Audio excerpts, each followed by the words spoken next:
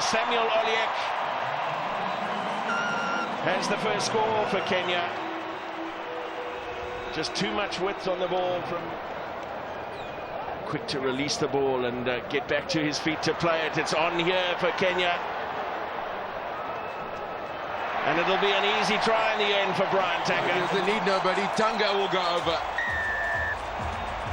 Well, he read it well, didn't he, Brian Tanga? The quick tap and go.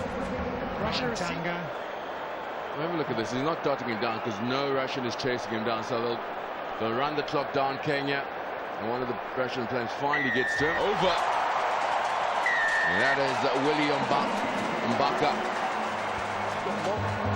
Third try for Kenya.